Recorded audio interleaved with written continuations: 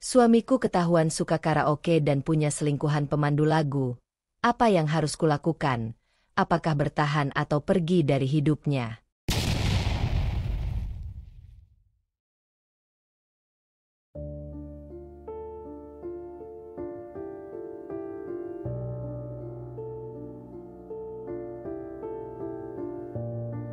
Pagi itu, Jakarta masih diselimuti gerimis yang turun sejak subuh.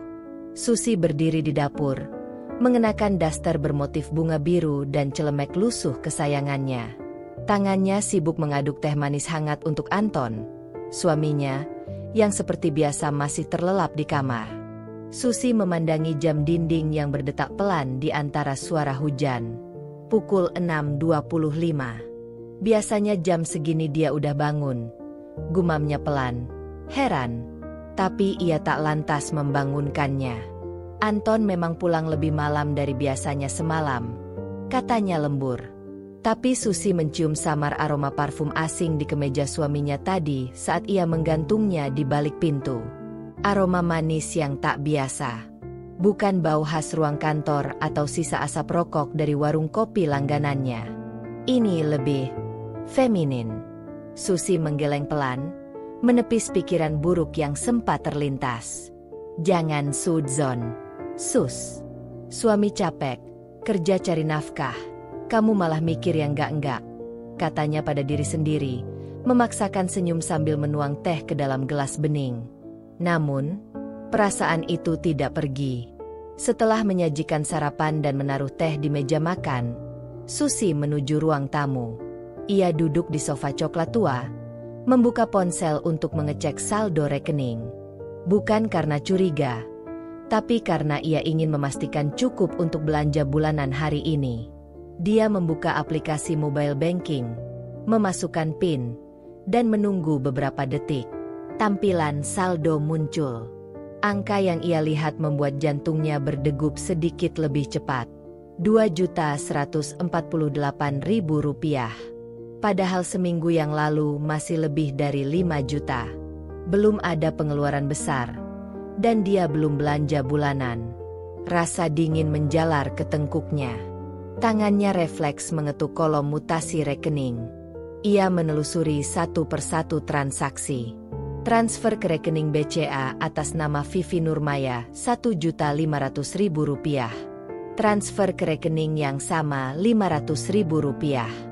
Pembayaran kris, KTV Glamour Lounge Rp325.000. Pembayaran kris, KTV Glamour Lounge Rp420.000. Matanya membelalak. Tangannya gemetar. KT Lounge. Siapa Vivi? Vivi Nurmaya. Ia mengucap nama itu lirih, seolah mencoba mencari memori tentang sosok yang tak pernah ia dengar sebelumnya. Tapi tidak ada yang muncul. Ia bukan saudara, bukan teman, bukan rekan kerja yang pernah Anton ceritakan. Lalu siapa? Suara pintu kamar yang terbuka membuyarkan lamunannya. Anton berjalan keluar dengan mata masih setengah tertutup, menguap besar, dan merapikan rambut acak-acakannya.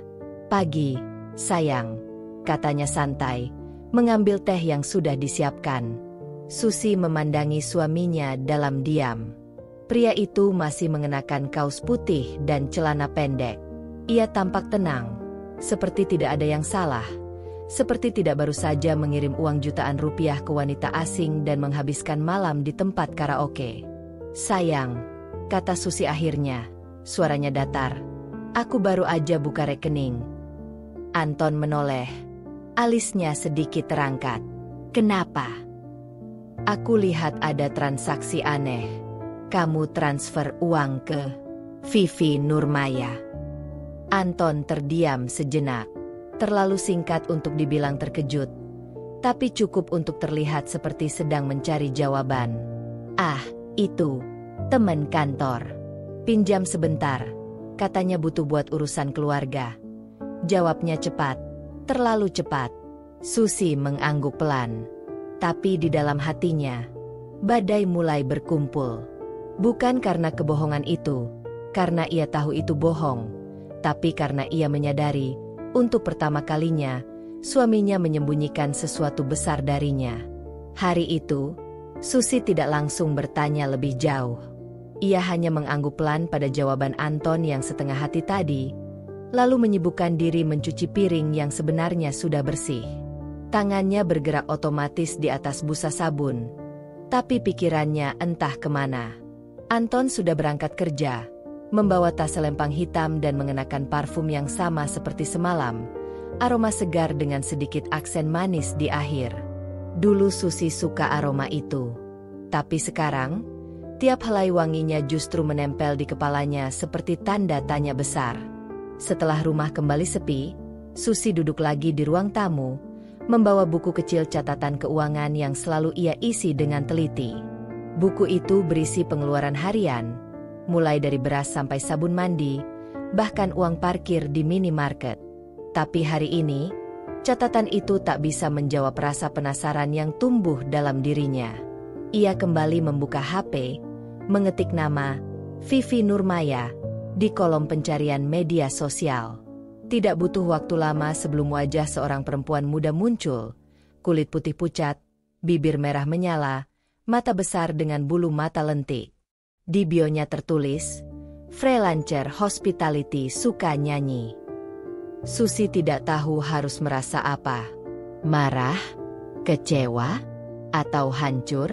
Tapi yang paling kuat adalah rasa ingin tahu. Ia mengklik salah satu foto.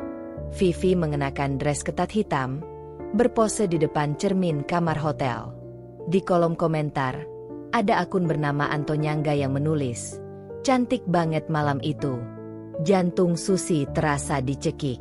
Sore harinya, Susi menyiapkan makan malam seperti biasa. Nasi hangat, sayur bening, ayam goreng kesukaan Anton. Tapi kali ini, dia menambahkan satu hal, keheningan. Ia tidak banyak bicara, hanya senyum seperlunya. Anton sepertinya menyadarinya, tapi tidak bertanya. Di tengah makan, Susi berkata pelan, "Tadi aku ketemu teman lama di pasar." Anton mengangguk tanpa menoleh. "Oh ya? Siapa?" "Namanya Yuni. Kamu ingat? Dulu teman kantor aku waktu di butik." Dia cerita tentang suaminya yang suka bohong, ngaku lembur, padahal ke karaoke, ngabisin duit buat cewek pemandu lagu. Kasihan, ya. Anton tersedak sedikit, batuk, lalu buru-buru meneguk air putih. Susi menatapnya sebentar, hanya sebentar, lalu kembali menunduk dan menyendok nasi. "Mau nambah, Mas?" tanyanya tenang. Anton menggeleng, wajahnya canggung. Setelah makan, Susi membereskan meja seperti biasa. Tapi kali ini, ia mengambil kemeja yang Anton pakai semalam dan memasukkannya ke keranjang cucian dengan hati-hati. Ia menyelipkan jarinya ke dalam saku dada. Ada selembar kertas kecil yang terlipat rapi. Struk pembayaran, KTV Glamour Lounge.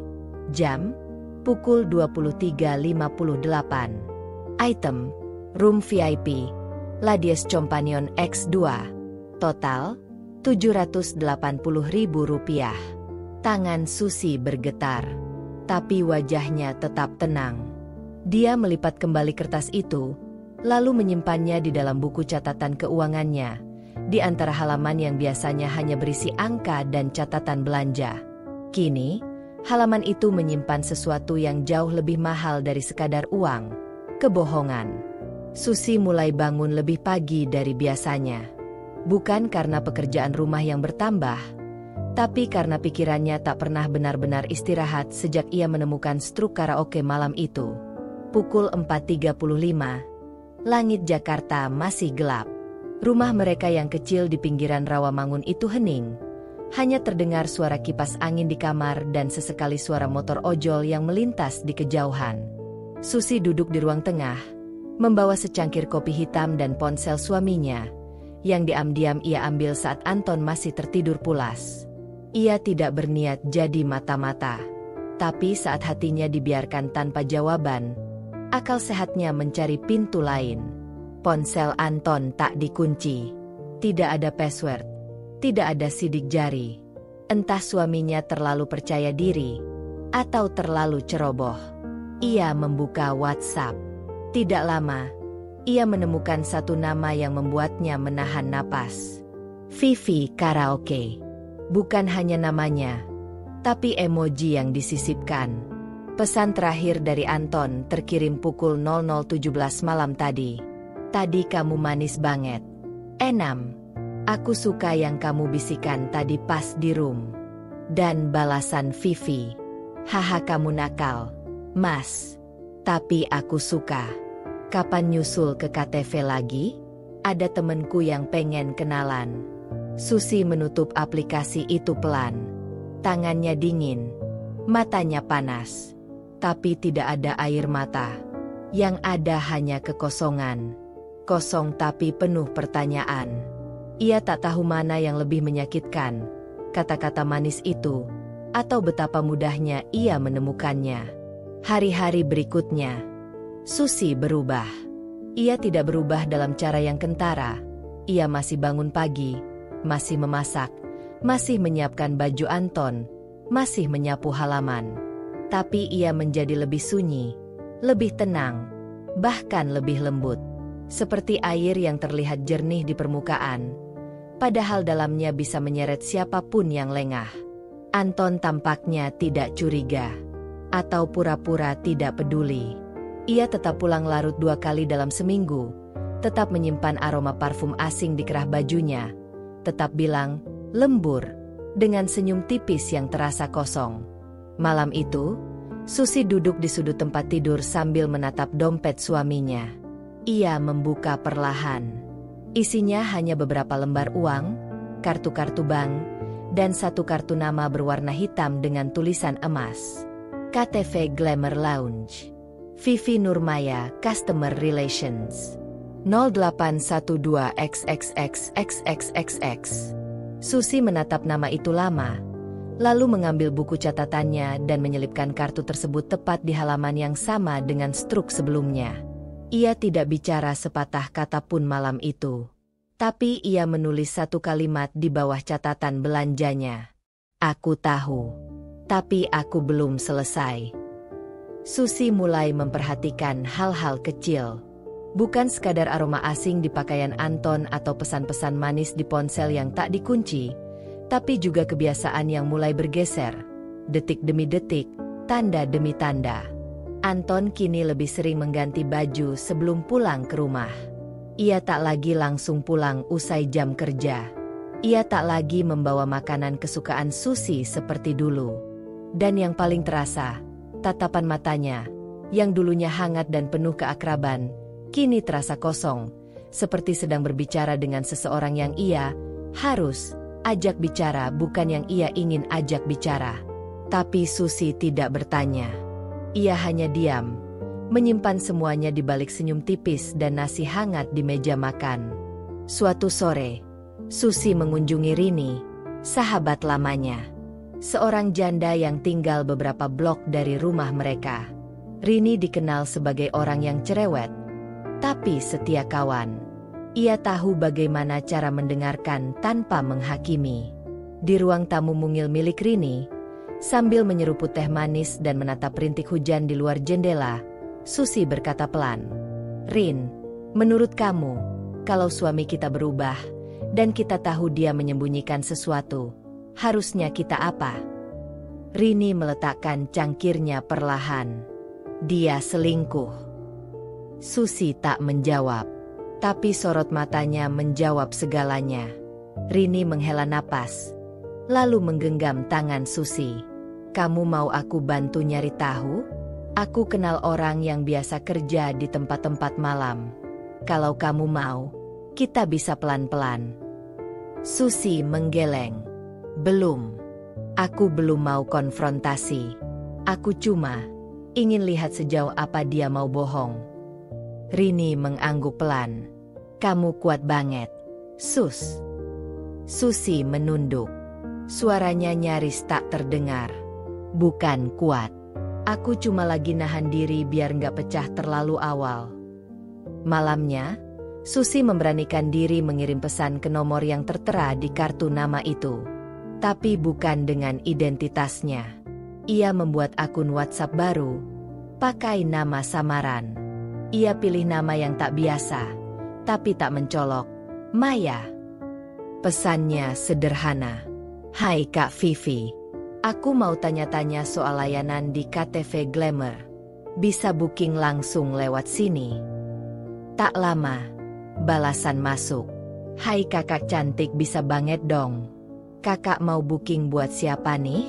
Mau yang biasa atau VIP? Ada ladies juga ya kalau butuh temen ngobrol atau nyanyi. Susi memandangi layar itu lama. Jantungnya berdetak lebih cepat dari biasanya. Ia membalas pelan. Kalau tamunya udah biasa datang ke sana, bisa request cewek yang sama nggak? Dan balasan itu datang dengan cepat. Bisa dong kak. Nama tamunya siapa ya? Biar aku cekin dulu. Susi mengetik pelan. Jari-jarinya agak gemetar. Namanya Anton. Pesan itu terkirim. Tapi Susi belum menekan tombol keluar. Ia menunggu. Setiap detik terasa panjang. Hingga balasan masuk. Wah Mas Anton, langganan kita mau request aku ya kak? Hehehe. Susi memejamkan mata. Bukan karena kaget. Tapi karena ini adalah kepastian yang selama ini ia tahu. Tapi belum berani lihat hitam di atas putih. Ia tidak membalas lagi malam itu. Ia hanya menaruh ponsel di meja rias. Lalu menatap bayangannya di cermin. Perempuan yang ia lihat di sana masih Susi. Tapi sesuatu dalam tatapannya mulai berubah. Bukan dendam. Bukan kemarahan. Tapi ketenangan yang mengandung badai. Hari-hari berikutnya berjalan seperti biasanya. Setidaknya di mata orang luar. Anton tetap berangkat kerja pagi, pulang malam. Kadang membawa rokok baru.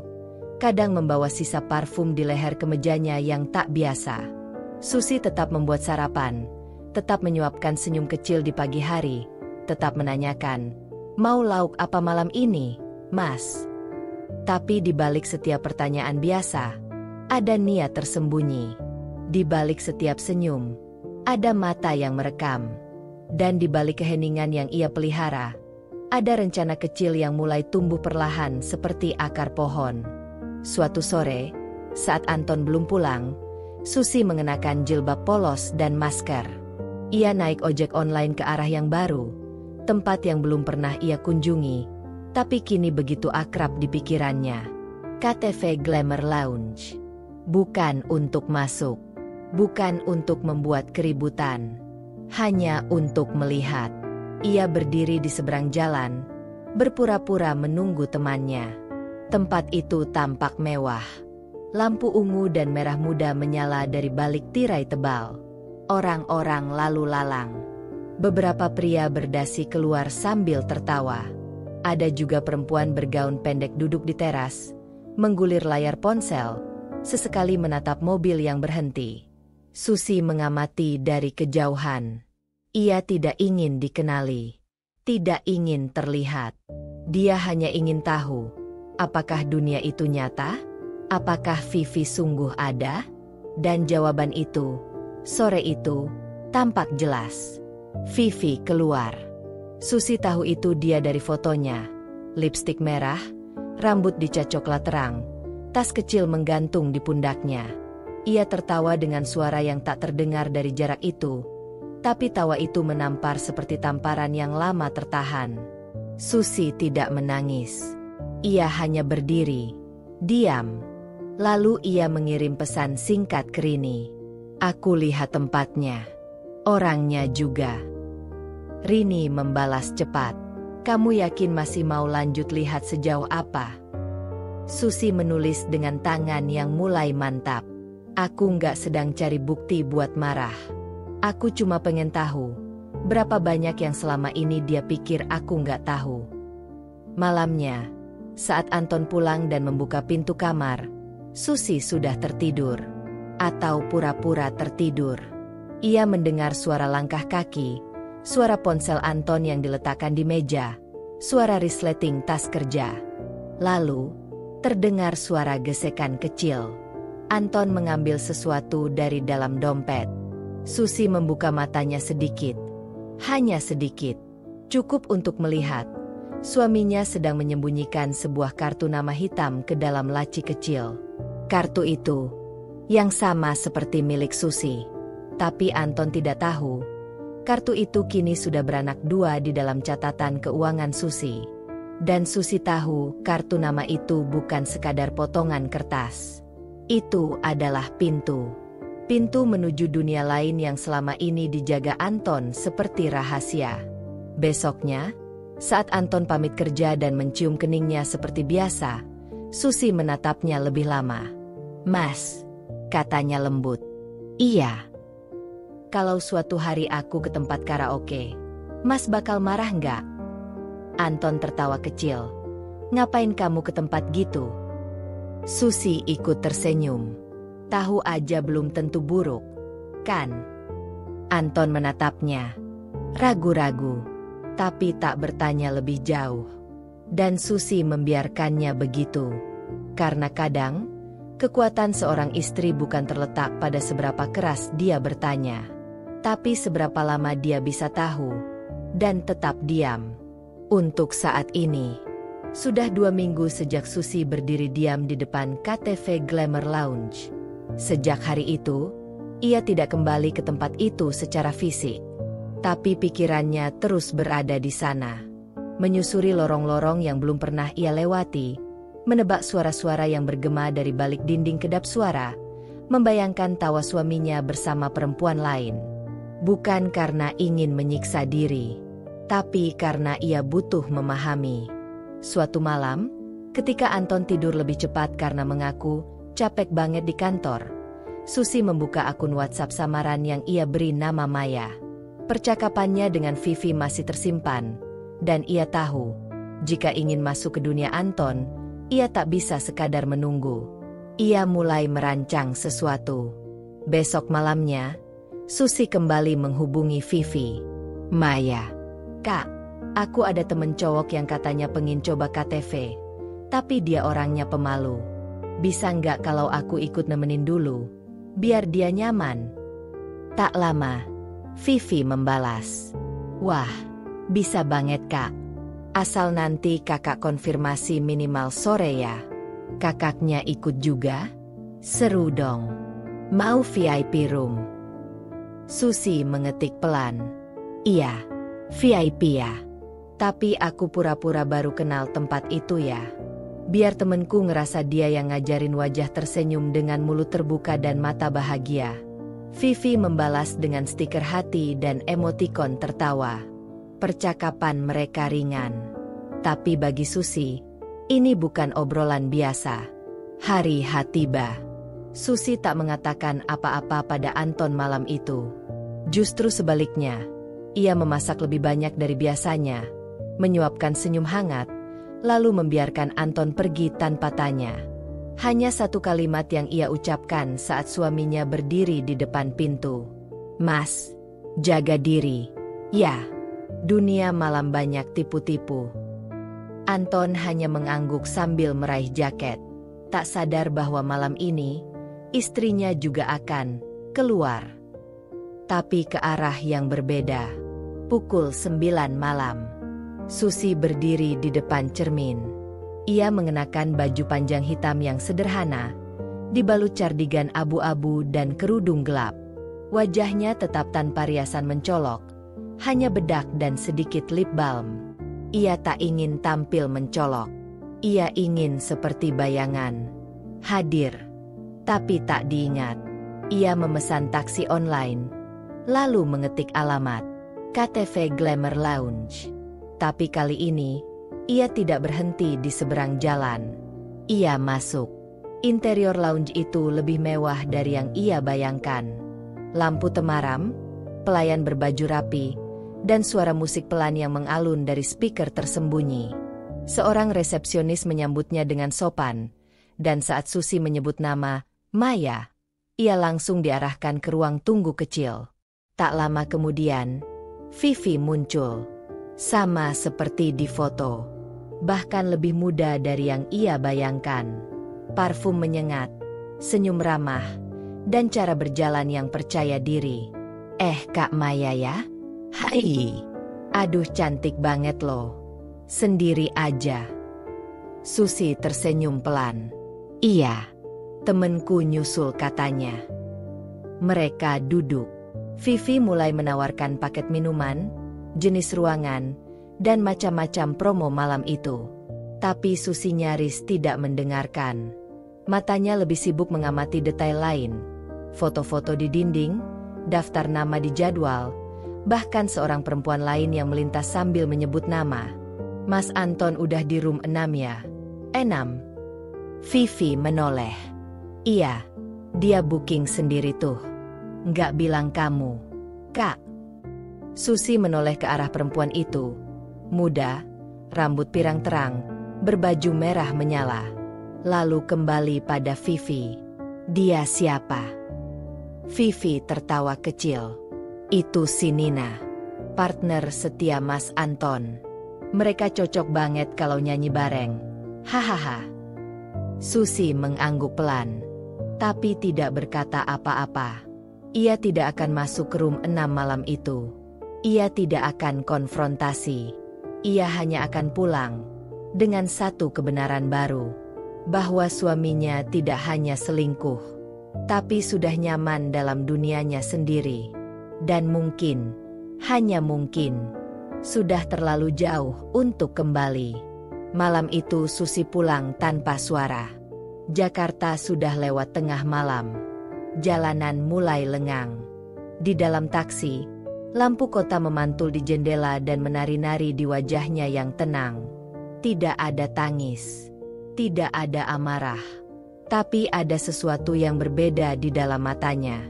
Seperti seseorang yang sudah melihat cukup banyak untuk tahu mana yang bisa diselamatkan dan mana yang harus dilepaskan. Sesampainya di rumah, Anton sudah tidur. Masih dengan kaos oblong dan celana pendek favoritnya. Televisi menyala tanpa suara. Di atas meja ruang tamu, ada bungkusan roti dan botol minuman manis. Bukti, pulang larut, yang selalu ia bawa, sebagai pengalihan rasa bersalah. Mungkin. Atau sekadar kebiasaan kosong. Susi tidak membangunkannya. Ia hanya duduk di ujung ranjang, membuka jilbabnya pelan, dan memandangi punggung suaminya yang membelakangi. Untuk pertama kalinya, punggung itu terasa seperti milik orang asing. Perlahan, Susi mengambil buku catatan yang sudah lama menumpuk dalam laci kecil. Bukan buku bukti, tapi buku yang dulu ia tulis saat pertama kali menikah. Di halaman pertama tertulis, tanggal 12 Mei, hari pertama aku menjadi istri. Aku ingin rumah ini penuh ketenangan. Bukan kemewahan, bukan kejutan. Hanya tempat pulang yang jujur. Ia membaca ulang tulisan itu berulang-ulang. Lalu ia menambahkan satu kalimat di bawahnya. Hari ini aku tahu, kejujuran bisa mati perlahan, dan tak selalu dengan suara. Beberapa hari kemudian, Susi mulai membereskan lemari. Bukan mengemasi untuk pergi, tapi memisahkan. Membuat batas-batas tak terlihat antara punyaku dan punyamu. Handuk Anton tak lagi ia gantung di tempat yang sama. Kaos-kaos lama milik Anton ia lipat dan pisahkan di pojok lemari. Bukan lagi berdampingan dengan baju-bajunya. Bahkan gelas favorit Anton, yang biasa ia isi teh hangat setiap pagi, kini tak lagi disiapkan tanpa diminta. Semua itu bukan bentuk protes, tapi bentuk pelepasan. Perlahan, Anton belum menyadari, atau mungkin tidak mau menyadari. Ia tetap bicara seperti biasa, tertawa sesekali saat menonton TV, bahkan sesekali memeluk Susi dari belakang saat ia sedang mencuci piring. Tapi Susi tahu, pelukan itu tak lagi memiliki rasa, hanya kebiasaan. Bukan keintiman. Pada suatu malam, ketika mereka duduk di ruang tamu, Anton tiba-tiba berkata, Besok aku ada acara kantor. Mungkin pulang agak malam. Susi menoleh pelan. Matanya teduh. Lalu ia menjawab dengan suara yang biasa saja. Kalau pulangnya nggak malam, kabarin. Kalau malam, ya nggak usah. Anton tampak sedikit terkejut, tapi tak menanggapi. Sementara Susi kembali menatap layar TV, meski pikirannya berada jauh entah di mana. Di kamar, Susi membuka WhatsApp-nya. Bukan akun Maya, tapi akun pribadinya. Ia membuka kolom catatan dan mengetik satu kalimat. Aku belum tahu kapan harus bicara, tapi aku sedang menabung kekuatan untuk tidak menggila saat akhirnya harus memilih. Lalu ia menyimpan, mematikan layar ponsel, dan berbaring. Punggung mereka saling membelakangi. Malam itu, rumah mereka masih utuh.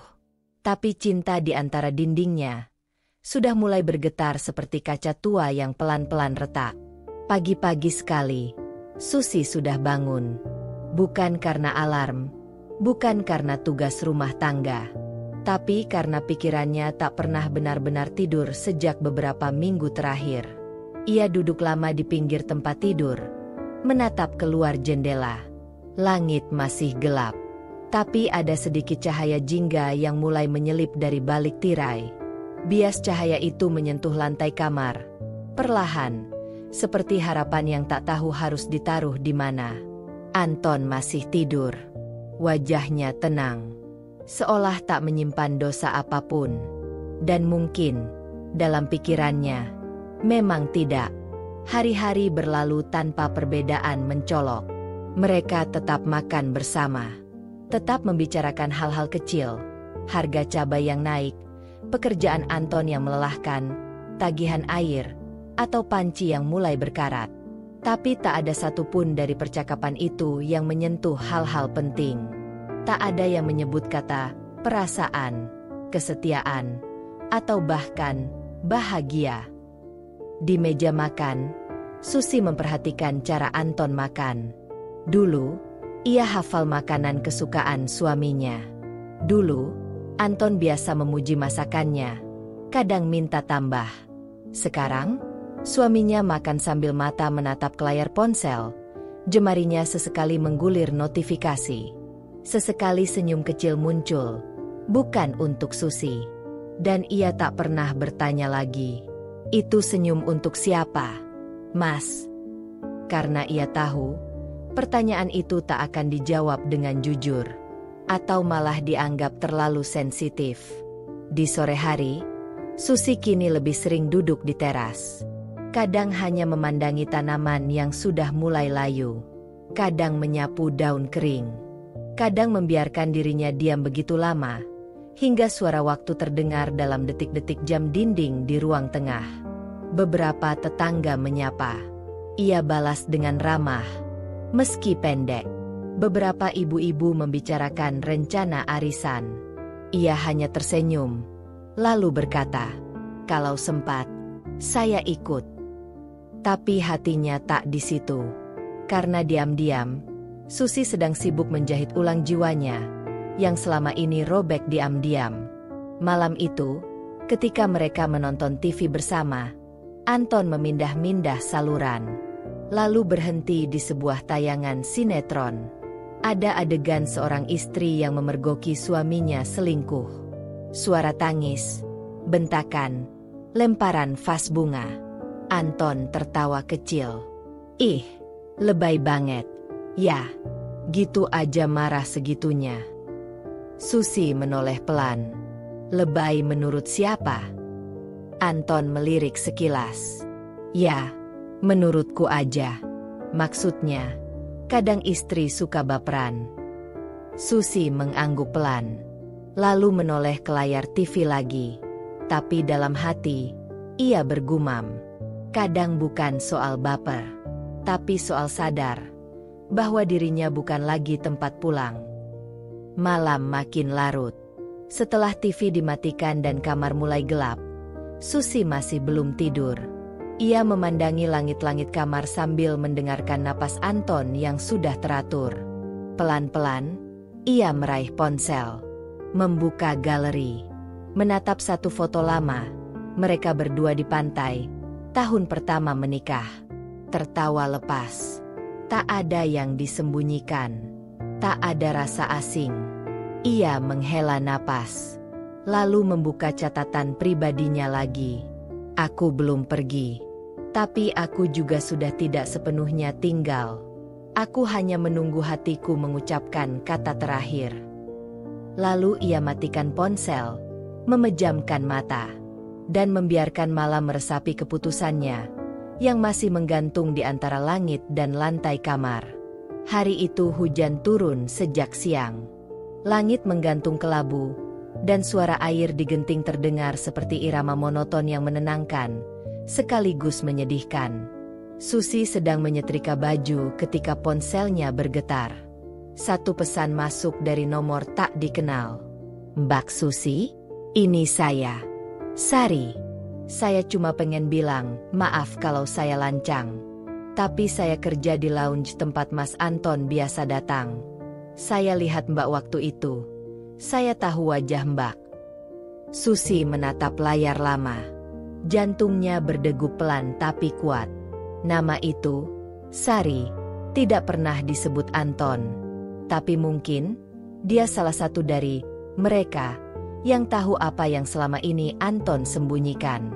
Belum sempat ia membalas, pesan kedua menyusul. "Saya cuma pengen bilang, Mbak, hati-hati sama Mbak Vivi. Dia bukan cuma pemandu lagu. Dia pintar main peran." Susi meletakkan setrika. Uap hangat masih mengepul dari baju. Tapi pikirannya mendadak dingin. Ia membaca ulang pesan itu. Sekali, 2 kali, 3 kali. Ia tidak tahu siapa Sari. Tidak tahu apakah niatnya tulus atau justru jebakan. Tapi ia tahu satu hal. Ketika sesuatu yang ditutupi terlalu lama mulai dibicarakan oleh orang luar, artinya rahasia itu sudah mulai bocor sendiri. Hari itu Susi tidak membalas pesan itu. Ia hanya menyimpannya di dalam folder kecil di ponsel yang ia beri nama "Diam Tapi Tahu". Lalu ia lanjut menyetrika.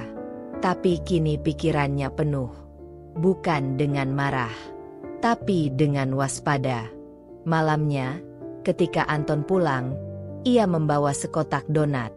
"Buat kamu," katanya sambil tersenyum. Susi menerima, tersenyum tipis.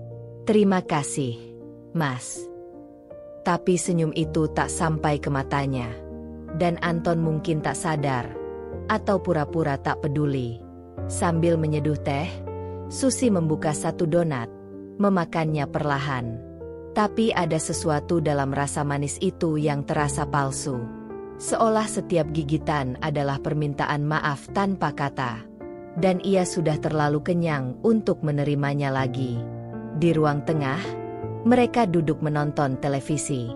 Tayangan berita malam menunjukkan kabar tentang seorang tokoh publik yang terlibat skandal. Anton tertawa sinis. Orang sekarang, sedikit-sedikit dibuka aibnya. Padahal urusan rumah tangga tuh nggak semua orang harus tahu, ya kan? Susi menoleh perlahan. Kadang bukan karena ingin buka aib, Mas. Tapi karena udah terlalu capek nutupin. Anton diam. Lalu tersenyum canggung. Meneguk kopi. Susi tahu. Kalimat itu sampai, tapi seperti biasa, tidak dijawab. Malamnya, Susi duduk sendiri di kamar. Ia membuka kembali pesan dari Sari, lalu perlahan mengetik. "Terima kasih sudah bilang. Saya nggak tahu harus percaya atau enggak. Tapi, saya simpan ya pesannya. Saya nggak akan konfrontasi. Saya cuma mau tahu seberapa jauh mereka jalan."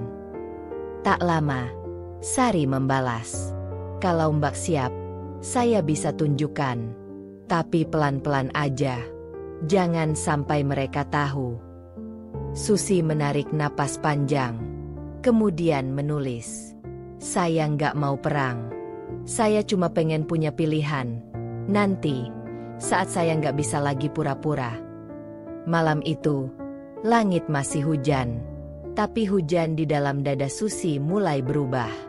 Bukan hujan kesedihan, tapi gerimis ketegasan yang akan tumbuh jadi badai kecil dalam dirinya. Perlahan-lahan, ia tidak lagi takut tahu.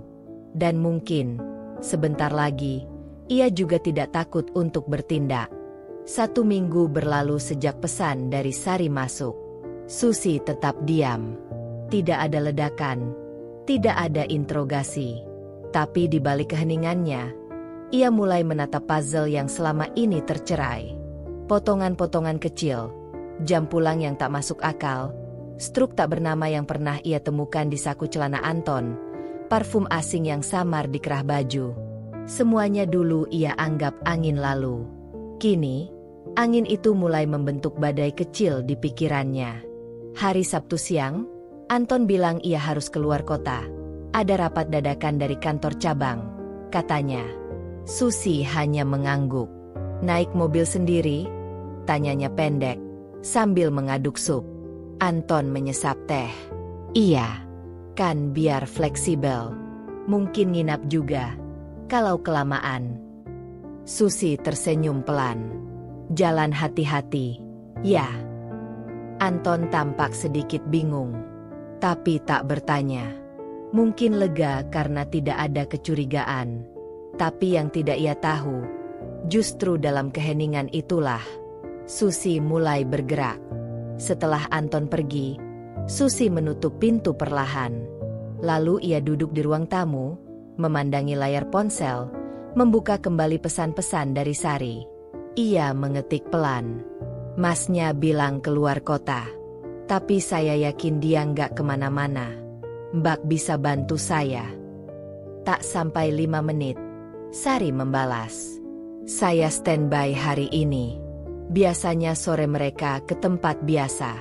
Saya kabari kalau dia muncul. Ya. Dan begitulah hari itu berjalan. Seolah biasa. Tapi tidak. Susi tetap mencuci piring, menyapu lantai, menyiram tanaman. Tapi seluruh gerak tubuhnya dilakukan dengan satu hal dalam benaknya. Apakah hari ini akan menjadi hari saat semua tirai dibuka? Menjelang maghrib, ponselnya bergetar.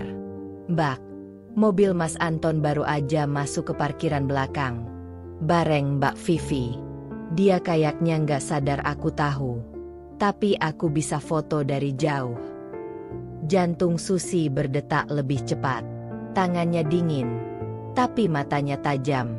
Pelan-pelan, ia balas. Jangan dekat-dekat. Kirim fotonya aja. Saya cuma butuh bukti untuk diri saya sendiri. Beberapa menit kemudian, 1 foto masuk. Kabur.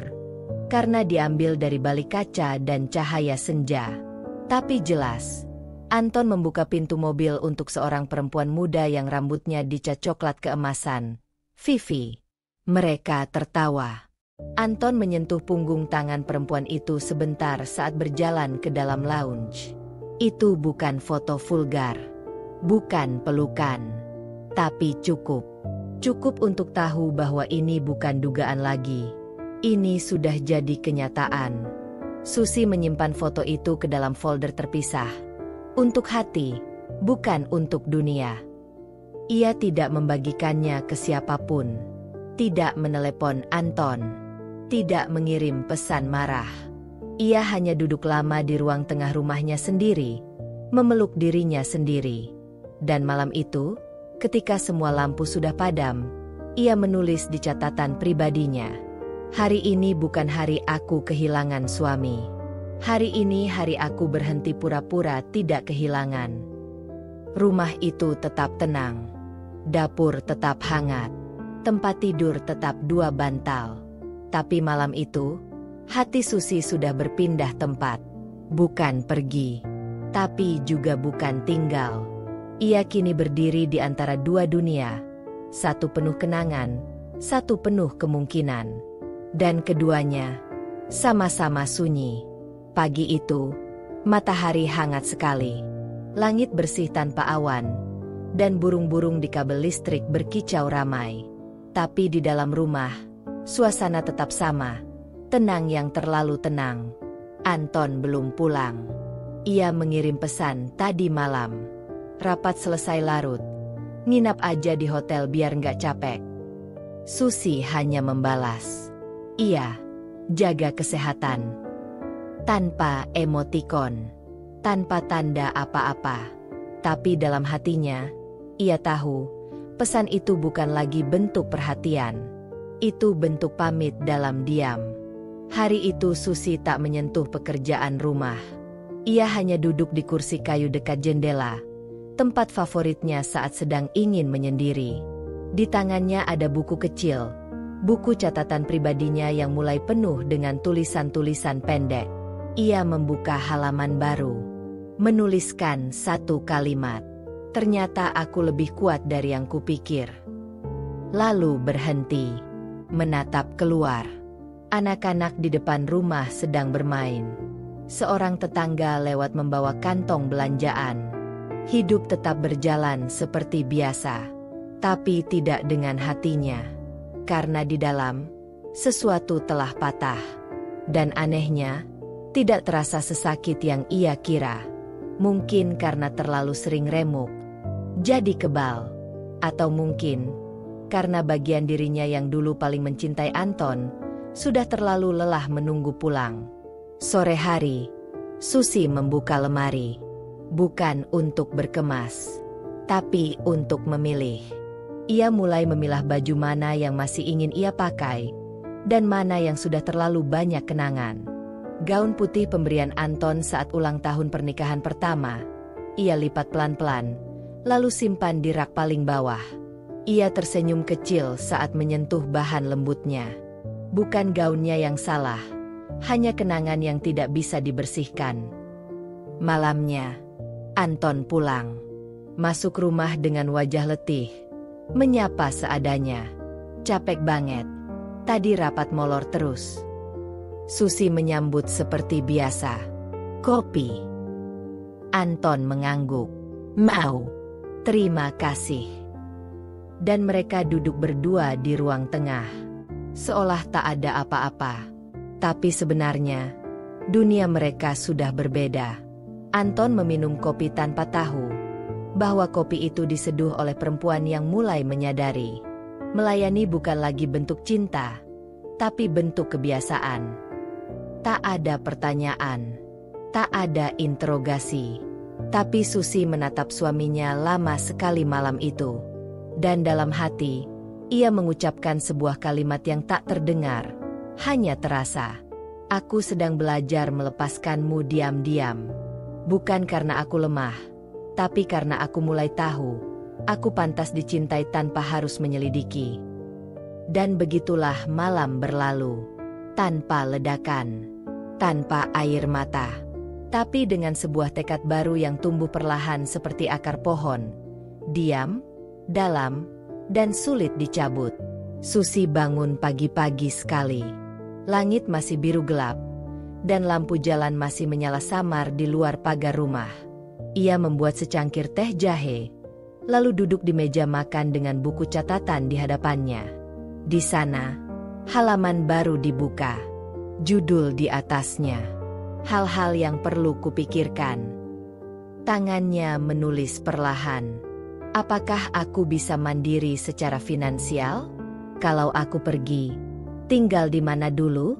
Apakah aku masih ingin bicara jujur padanya? Atau cukup pamit baik-baik? Siapa yang bisa jadi tempatku cerita tanpa membuatku lemah?" Ia menatap daftar itu lama. Tidak langsung menjawab satupun. Tapi hanya menuliskannya saja sudah terasa seperti membebaskan beban dari dadanya. Hari itu, Susi keluar rumah sendiri. Ia tidak bilang ingin kemana pada Anton. Ia hanya mengatakan, "Aku keluar sebentar. Cari udara." Anton hanya mengangguk sambil memainkan ponsel. Susi naik angkutan umum. Duduk di jendela. Menyusuri kota dengan kepala bersandar. Ia memperhatikan wajah-wajah orang di jalan, penjual sayur, ibu-ibu yang menjemput anak sekolah, anak muda yang tertawa sambil membawa kopi. Dan untuk pertama kalinya sejak lama, Susi bertanya pada dirinya sendiri, apa aku masih hidup? Atau cuma berfungsi? Siang itu, ia berhenti di sebuah tempat kecil, kedai buku dan kopi, tempat yang dulu sering ia datangi saat masih kuliah. Tempat itu tak banyak berubah. Wangi kayu dan kertas tua masih memenuhi ruangan. Ia duduk di sudut, memesan kopi hitam, dan membuka laptop. Sudah lama tak menyentuh laptop untuk urusan pribadi. Tapi hari ini, ia membuka folder lama bernama Ide Tulisan Susi. Di sana ada draft-draft pendek, cerita pendek, puisi, bahkan artikel. Semua mandek, semua tertinggal. Hari itu, ia membuka satu file dan mulai mengetik ulang. Ada perempuan yang tinggal dalam rumah besar, tapi merasa seperti tamu. Ia bangun pagi-pagi, menyeduh kopi untuk suaminya, tersenyum di depan orang-orang, tapi lupa caranya bicara pada dirinya sendiri. Dan dari situ, jari-jarinya terus mengetik. Bukan untuk publikasi, bukan untuk media, tapi untuk mengingat siapa dirinya sebelum semua ini. Sore menjelang, ia pulang. Tapi di dalam dirinya, sesuatu telah bergerak. Bukan ledakan, bukan amarah, tapi seperti pintu yang perlahan terbuka ke arah cahaya, jalan pulang ke dalam dirinya sendiri. Anton masih di rumah saat ia sampai. Dari mana? Tanyanya sekilas. Susi tersenyum tipis, sambil meletakkan tas. Tempat lama. Teman? Tanya Anton lagi. Susi menatap suaminya. Tidak marah, tidak kecewa, tapi juga tidak berusaha menjelaskan. Enggak, sendiri aja. Lalu ia masuk ke kamar, melepas kerudung, dan duduk di depan cermin. Menatap bayangannya lama-lama, seakan ingin bertanya, kalau kamu bisa memilih, apa kamu masih ingin bertahan hanya karena sudah terlalu lama tinggal?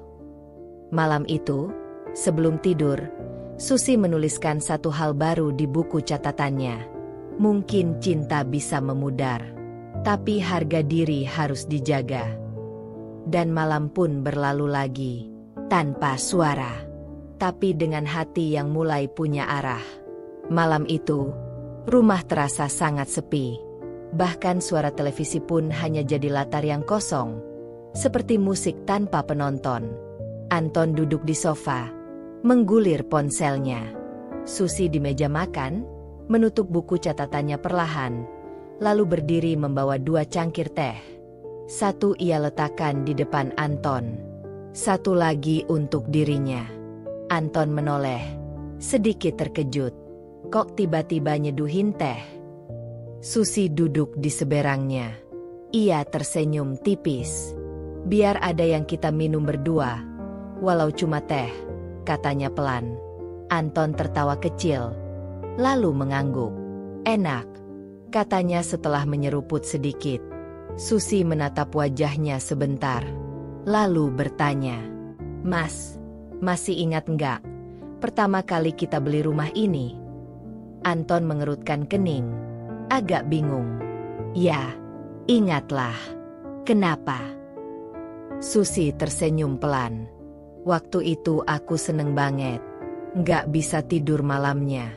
Aku ngebayangin kita bakal punya taman kecil, dapur yang hangat, dan ruang tamu yang penuh suara tawa. Anton tersenyum canggung. Ya, waktu itu memang kita lagi semangat-semangatnya. Ya. Susi menunduk sebentar, lalu kembali menatap suaminya. Kali ini lebih dalam. Tapi sekarang, Mas, ruang tamu kita sunyi. Taman jarang disiram. Dapur cuma jadi tempat aku sibuk sendiri. Kadang aku ngerasa, rumah ini cuma bangunan.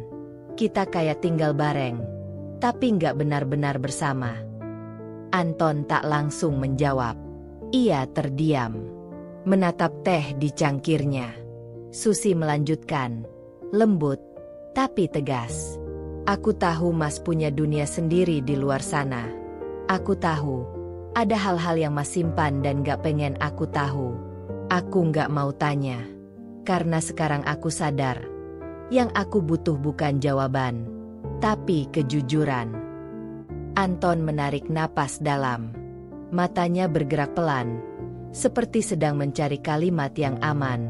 "Sus," katanya akhirnya. "Kamu maksudnya apa sih?" Susi tersenyum, sedikit miris. "Aku nggak akan nanya. Siapa dia? Aku juga nggak akan marah. Aku cuma mau bilang, aku udah nggak sama seperti dulu. Dulu aku takut kehilangan. Sekarang aku lebih takut kehilangan diriku sendiri." Anton mematung. Tak terbiasa mendengar Susi seperti ini. Tenang, tapi dalam. Susi berdiri, mengambil cangkirnya. Sebelum berjalan ke dapur, ia berkata satu kalimat lagi. "Aku masih tinggal di rumah ini, Mas. Tapi aku udah mulai pulang ke diriku sendiri." Dan dengan itu, ia pergi ke dapur, meninggalkan Anton sendiri di ruang tengah. Tak ada suara keras, tak ada air mata. Tapi di ruangan itu, sesuatu telah bergeser selamanya. Di balik pintu dapur, Susi berdiri lama sambil menggenggam cangkir hangatnya. Dadanya berdegup. Tapi kali ini bukan karena takut, tapi karena lega. Ia telah bicara. Dan meski tak menjelaskan semuanya, Anton tahu, sunyi itu sudah bukan sekadar diam. Beberapa hari berlalu sejak malam itu. Sejak Susi berkata dengan pelan bahwa ia masih tinggal di rumah ini, tapi sedang pulang ke dirinya sendiri. Sejak itu pula, Anton merasa ada yang berubah. Bukan dari kata-kata, tapi dari cara Susi memandang, bergerak, dan diam. Susi masih membuat sarapan, masih menyiram tanaman, masih membereskan meja makan. Tapi semuanya terasa seperti pekerjaan seseorang yang sedang menyelesaikan sesuatu, bukan seseorang yang ingin tinggal lama. Hari Kamis pagi, Anton membuka lemari dan menyadari ada beberapa bajunya yang biasa tergantung, kini terlipat rapi di atas lemari. Seperti dipisahkan. Ia masuk ke dapur. "Sus, baju kerja aku yang abu kemana ya?" Susi tak menoleh. "Yang biasa kamu pakai keluar kota." "Iya. Udah aku simpan di rak atas. Biar gampang nanti pas kamu butuh lagi." Anton mengangguk pelan, tapi tidak menjawab.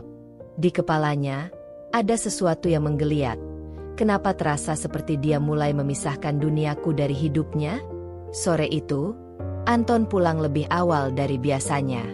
Ia berharap Susi akan bertanya, atau menyambut, seperti dulu.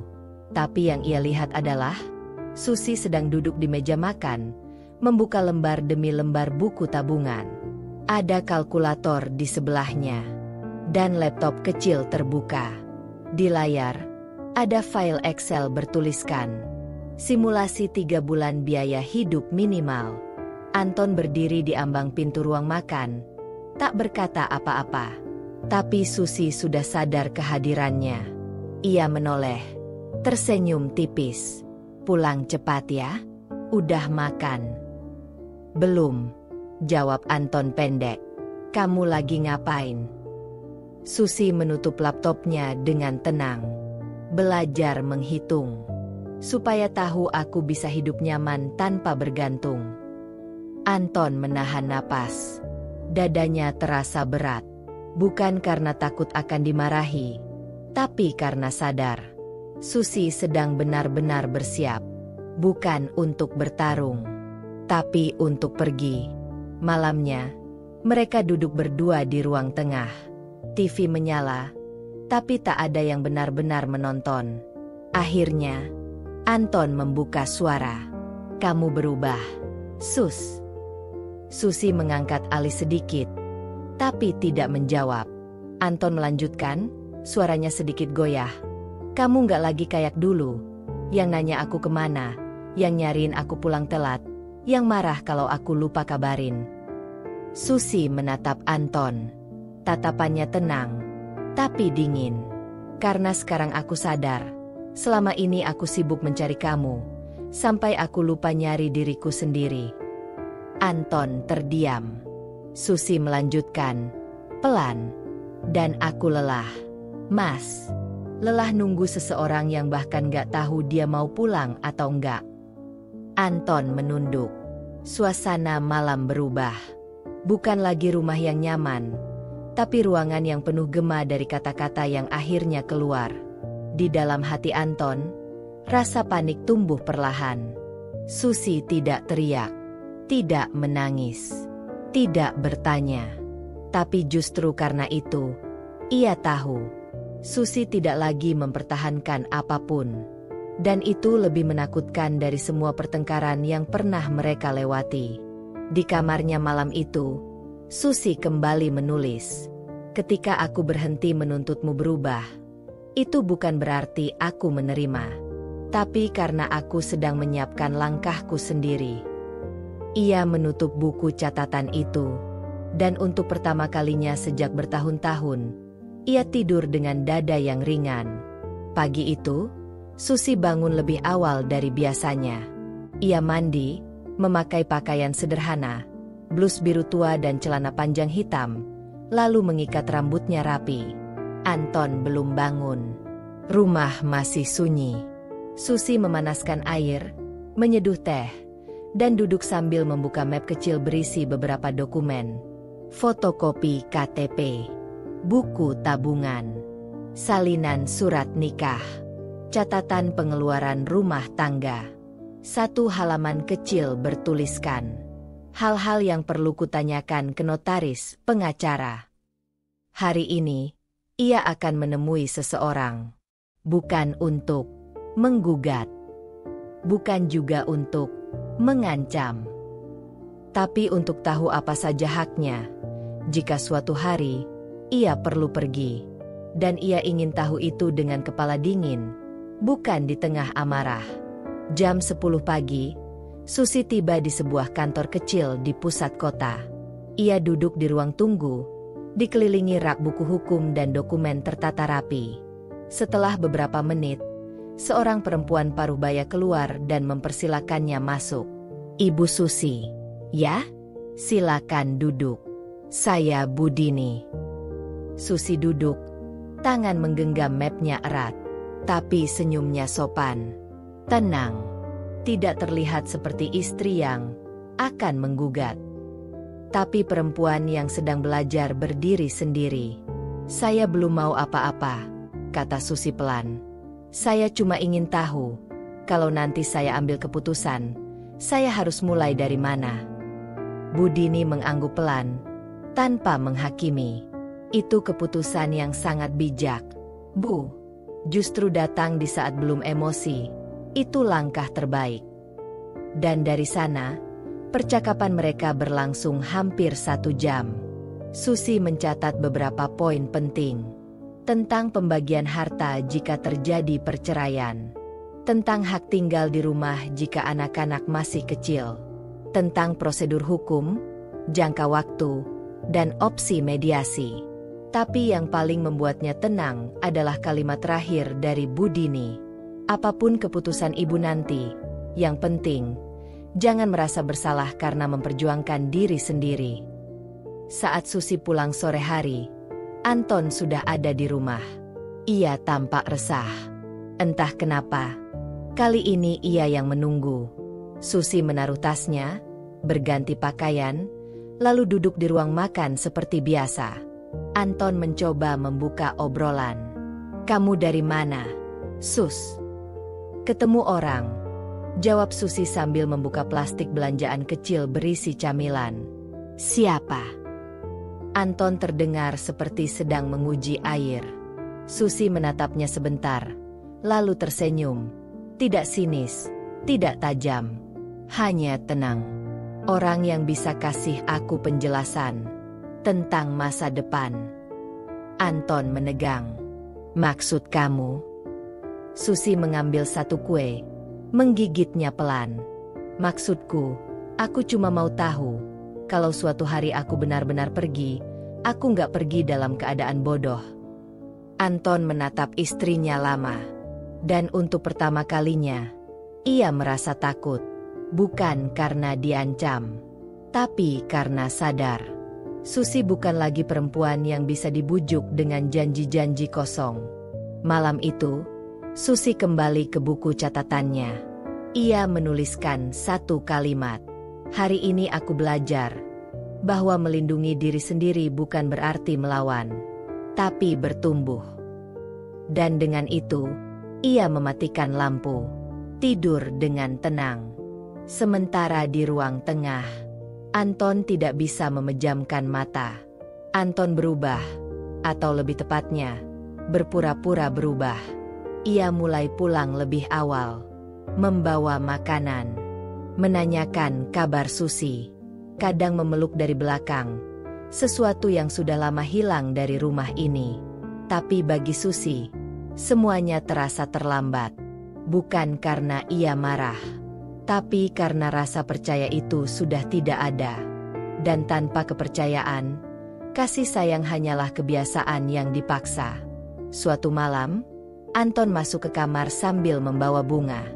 "Buat kamu," katanya. Susi menerimanya. "Terima kasih." Anton duduk di tepi tempat tidur. "Sus, aku tahu aku banyak salah. Aku tahu aku udah bikin kamu ngerasa sendiri." Susi diam. "Aku pengen berubah. Demi kita. Demi rumah ini. Aku janji. Aku putus kontak sama dia. Aku pengen kita mulai dari awal." Susi menatap Anton. Lama. "Mas, kamu mau berubah bukan karena kamu sadar, tapi karena kamu takut kehilangan. Dan itu beda." Anton menunduk. "Aku udah terlalu lama kasih kesempatan. Bukan satu, bukan dua, tapi cukup banyak sampai aku lupa batasnya di mana. Dan sekarang, aku cuma pengen damai." Anton ingin memeluknya. Tapi Susi berdiri. "Kamu boleh tinggal di rumah ini dulu, sampai semua urusan beres. Tapi hatiku, udah lama gak tinggal di sini." 2 minggu kemudian, Susi berdiri di depan cermin. Ia mengenakan kemeja putih sederhana, celana kain abu-abu, dan sepatu datar. Di tangannya, sebuah koper kecil. Bukan koper untuk liburan, tapi koper untuk melanjutkan hidup. Anton menatapnya dari pintu kamar. "Kamu beneran pergi?" Susi mengangguk. "Sudah waktunya." "Kenapa nggak kita coba sekali lagi aja, Sus? Demi kita." Susi tersenyum kecil. "Karena yang kamu maksud dengan kita adalah aku yang tetap diam dan kamu yang tetap sama." Anton terdiam. Kali ini, benar-benar tak bisa berkata-kata. Susi mengambil satu amplop, meletakkannya di atas meja. Di situ ada dokumen yang udah aku siapkan. Kita bisa mediasi. Aku nggak akan rebutin apa-apa. Aku cuma minta satu hal. Biarkan aku pergi dengan tenang. Anton menatap koper. Lalu wajah Susi, perempuan yang dulu ia anggap lemah, kini berdiri tegak, tenang, dan tak tergoyahkan. "Aku pamit ya, Mas. Terima kasih. Karena akhirnya aku tahu, aku bisa hidup tanpamu." Susi kini tinggal di sebuah kamar kecil di kota yang berbeda. Ia menulis, mengajar les privat, sesekali menjadi editor lepas. Ia bukan siapa-siapa di kota ini, tapi di sini, ia tidak lagi menyusutkan dirinya sendiri agar cukup di dunia orang lain. Setiap pagi, ia membuka jendela, menyeduh kopi, dan menulis di buku catatannya. "Aku tidak menyesal telah mencintai. Tapi aku lebih bahagia karena sekarang aku mencintai diriku sendiri." Ia tak lagi menunggu kabar dari Anton. Dan tidak ada dendam. Karena baginya, melepaskan bukan berarti kalah. Tapi kemenangan paling sunyi, yang tidak perlu disaksikan siapapun. Susi pernah berkata dalam hati, "Jika nanti kita bertemu lagi, aku akan menatapmu dengan damai." Bukan karena aku memaafkanmu, tapi karena kamu sudah tidak punya kuasa apapun atas hidupku. Dan saat itu tiba, jika tiba, ia tahu, ia tidak akan gemetar, tidak akan sedih. Karena hatinya kini bukan rumah bagi siapapun yang tidak bisa menghargainya. Ia telah pulang, bukan ke rumah, tapi ke dirinya sendiri. Kadang, cinta membuat kita bertahan. Tapi jangan biarkan cinta membuat kita lupa siapa diri kita sebenarnya. Jika kamu sedang berada di titik lelah, ingatlah, kamu tidak harus menunggu semuanya hancur untuk mulai membangun kembali. Kamu boleh pergi, bahkan ketika orang lain bilang kamu harus bertahan. Kamu boleh memilih dirimu sendiri, dan itu bukan egois. Itu bentuk cinta paling jujur. Untukmu yang pernah merasa kecil di hadapan cinta, semoga kamu pulang ke tempat yang paling pantas kamu jaga, dirimu sendiri. Kalau kisah ini menyentuhmu, atau kamu merasa tidak sendirian setelah menontonnya, jangan lupa like, share, dan subscribe agar kamu nggak ketinggalan kisah-kisah penuh makna lainnya. Tekan tombol lonceng supaya kamu jadi yang pertama tahu saat cerita baru hadir. Sampai jumpa di kisah berikutnya. Tetap kuat, tetap hangat, tetap jadi kamu yang paling utuh.